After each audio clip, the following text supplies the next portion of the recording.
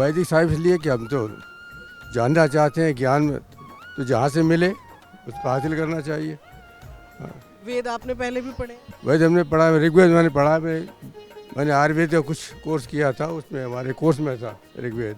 जो कुछ किताबें मैंने ली हैं अपने स्टडी के लिए कुछ। जी।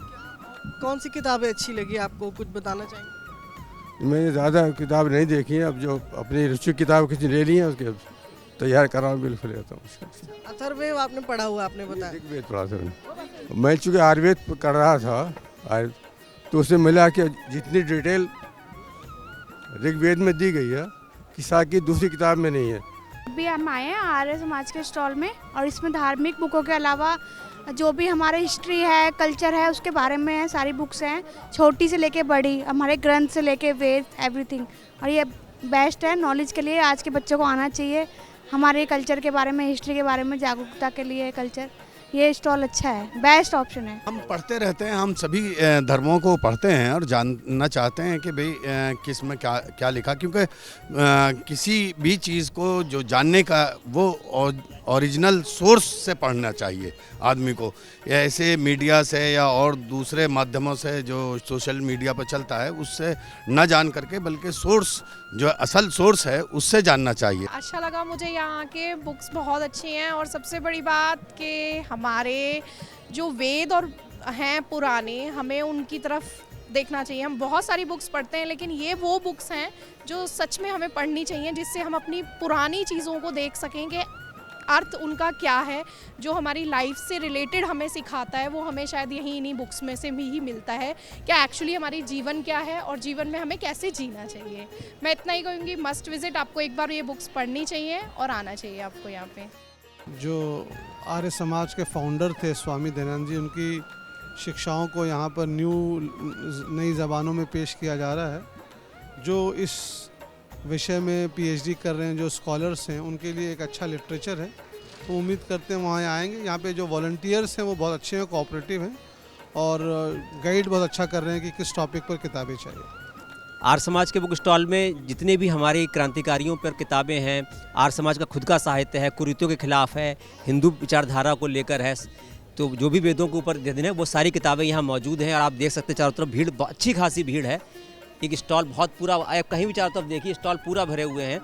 तो एक बहुत बड़ी उपलब्धि है कि सत्यार्थ प्रकाश जैसी किताब लोग लेके जा रहे हैं, और भी क्रांतिकारियों पर, देश की जितनी भी बड़ी हस्तियाँ हैं उन पर किताबें यहाँ उपलब्ध हैं, और इस साहित्य के लिए बहुत बड़ी सेवा है आर्य समाज की। आजकल के जो युवा वर्ग है उसे ये सब पढ़ने की बहुत ज़रूरत है, क्योंकि हम लोग सोचते हैं कि अंग्रेजी साहित्य पढ़ लेते हैं और सोचते हैं कि यही बेस्ट है, लेकिन ऐसा नहीं है।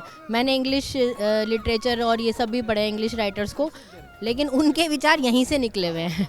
तो वो पहले अगर ये पढ़ लेंगे तो ज़्यादा इजी हो जाएगा। ये हमारी संस्कृति है, हमें इसको ज़रूर पढ़ना चाहिए, और हम बच्चे तभी पढ़ेंगे जब बड़े पढ़ेंगे। तो सब बड़ों को ज़रूर बुक्स लेके जानी चाहिए और घर में रखनी चाहिए।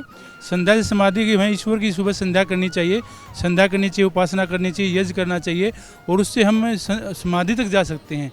तो ये किताब भी हमारे जीवन में बहुत लाभकारी है, बहुत इसको भी पढ़ना चाहिए। दूसरी किताब मैंने लगी ऋग्वेद आदि भाषा भूमिका, ये स्वामी दयानंद सरस्वती ने लिखी थी, और ये किताब भी बड़ी कामयाब है हमारे जीवन के अंदर, इसको भी पढ़ना चाहिए। ये किताब ली है मैंने मोपला वाली, ये मोपला कांड हुआ था हमारा, और इस कांड के बारे में तो हर व्यक्ति को, हर बच्चे को, स्टूडेंट को पढ़ना ही चाहिए कि मोपला कांड कैसे हुआ था, क्या किसके कारण थे, उसके लिए मैंने किताब ली है। और एक लिए मैंने वाल्मीकि रामायण, वाल्मीकि रामायण भी, महाभारत और रामायण हमारे बहुत बड़े ग्रंथ हैं, और ये भी हम सबको पढ़ने ही चाहिए। और ये आर्य समाज का स्टॉल लगा हुआ है प्रगति मैदान में, भारत मंडपम में, और यहाँ बहुत सारी किताबें आपको अच्छी मिल जाएंगी, और मैंने भी बहुत सारी किताबें ली, आप भी ले सकते हैं। धन्यवाद। ऐसे यहाँ भी बताया गया है कि उस ईश्वर के 99 नाम हैं, नाम अनेक हैं लेकिन वो एक ही है। और दूसरी चीज़ ये है कि सदाचार, अखलाक के ताल्लुक़ से जो तालीम दी गई है, शिक्षाएं दी गई हैं, वो सभी मज़हब के अंदर जो है अखलाकियात की तालीम मिलती जुलती है। तो ज़रूरत इस बात की है कि जो सदाचार की शिक्षा है और अखलाक की तालीम है उस पर अमल किया जाए। मतलब मेरा मेन उद्देश्य तो दर्शनों को जानना था, पर दर्शन को जानने से पहले मैं चाहता हूँ कि एक बार महाभारत पढ़ लूँ, क्योंकि इसमें बहुत सारी नीतियाँ हैं। तो अगर उन नीतियों को एक बार पढ़ूंगा, समझूंगा, तो उसका दर्शन पढ़ना मेरे लिए आसान रहेगा। तो इसलिए पहले महाभारत पढ़ने आया था, तो बाकी पुस्तकें और पढ़ने के लिए ले ली मैंने। इस इस स्टॉल में आपको सारा लगा कि सब ऑथेंटिक मिले? हाँ बिल्कुल, क्योंकि आर्य समाज मतलब हूँ तो नहीं, मतलब लेकिन जुड़ा हुआ हूँ काफ़ी टाइम से, उठता बैठता हूँ, कई चर्चाओं में जाता हूँ, तो लॉजिकल लगती हैं चीज़ें, साइंटिफिक लगती हैं। जैन जी को इसलिए आना चाहिए क्योंकि जैन जी आज के टाइम में धार्मिक किताबें कम पढ़ रहा है, और जैन जी जो टेक्नोलॉजी वाली किताबें हैं या जो क्रांतिकारी वाली किताबें हैं उनकी तरफ जैन जी ज़्यादा आकर्षित हो रहा है। धार्मिक किताब चाहे घर में भी है तो वो भी जैन जी उस पर थोड़ा धार्मिक की और जैन जी कम है। जैन जी क्रांतिकारी पुस्तकें और विज्ञान से जुड़ी हुई पुस्तकें वो ज़्यादा पढ़ने पर दिलचस्प है। अभी मैं यहाँ आर्य समाज के बुक स्टॉल पर आया हूँ। अभी मैंने ये सारी बुक्स ली हैं और इन सभी बुक्स में एक चीज़ खास है कि ये सारी इतिहास की किताबें हैं जो आजकल की युवा को ज़रूर समझनी चाहिए, क्योंकि अगर इतिहास नहीं समझेंगे तो फिर देश कैसे आगे बढ़ेगा।